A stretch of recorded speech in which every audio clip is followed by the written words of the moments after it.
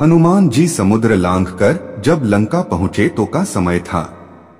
सूर्य की लालिमा लंका के भवनों के ऊंचे ऊंचे परकोटों पर पड़ रही थी और सोने के ये परकोटे और स्वर्णिम ललिमा से और अधिक शोभायमान हो रहे थे, मन को मोह रहे थे। तुलसीदास जी लिखते हैं, अति उतंग जलनिधि चहुपासा, कनक कोट कर परम प्रकाश। इतनी वैभवशाली लंका को देखकर कोई ये सोच भी नहीं सकता कि यहाँ का राजा अपहरण जैसा निकृष्ट कार्य कर सकता है। एक बार तो हनुमान जी भी सोच में पड़ गए। कनक कोटि विचित्र मणिकृत सुंदरायतना घना। फिर हनुमान जी ने सोचा, दिन में तो लंका बहुत सुंदर है, क्यों न एक बार रात में भी दर्शन कर लिया जाए। दिन तो मनुष्य के चित्र का दर्शन कराता है, पर रात्रि चरित्र की पोल खोल देती है। अति लघु रूप धरो निसी नगर करो पैसार। जब शाम हो गई तो बहुत छोटा मच्छर का सा रूप धारण करके हनुमान जी लंका की ओर चले। यहाँ हनुमान जी का दर्शन देखने योग्य है। रूप छोटा है पर मन में ध्यान किया नरहरि यानी भगवान के नरसिंह रूप का, क्योंकि हनुमान जी ने अब चीर फाड़ यानी सहार का निश्चय कर लिया है। लंकही चलेउ सुमिरी नरहरि। जैसे ही आगे चले लंकिनी से भेंट हो गई। नाम लंकिनी एक निसिचरी, सो कह चलेसी मोही निंदरी।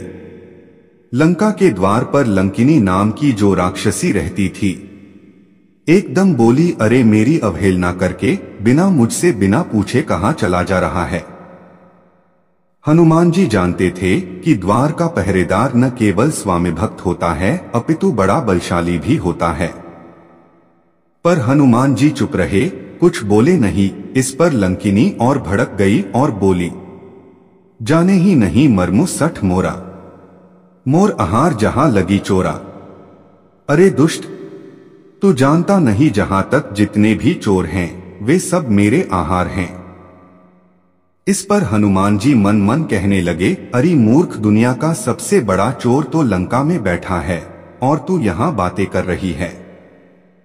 पर हनुमान जी ने अब बातों में समय व्यर्थ करना उचित नहीं समझा और लंकिनी को एक घूंसा मारा, जिससे वह पृथ्वी पर लुढ़क पड़ी, खून की उल्टियां करने लगी।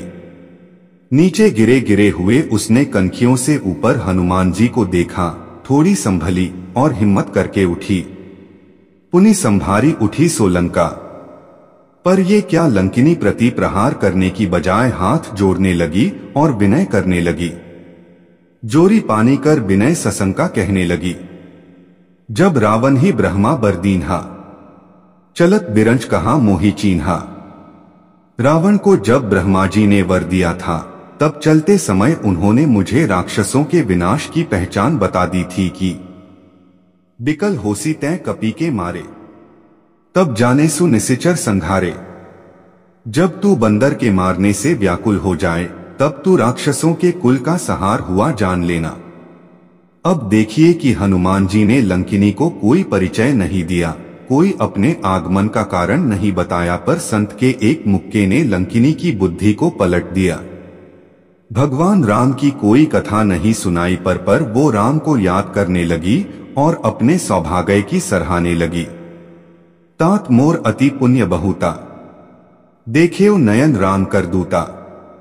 लंका का हर नागरिक ये जानता था कि उनका राजा चोर है और सीता जी को चुरा कर लाया है, पर राजभय से कोई बोल नहीं पाता था। पर जैसे ही हनुमान जी का स्पर्श का बल मिला, पुण्यों का उदय होने लगा।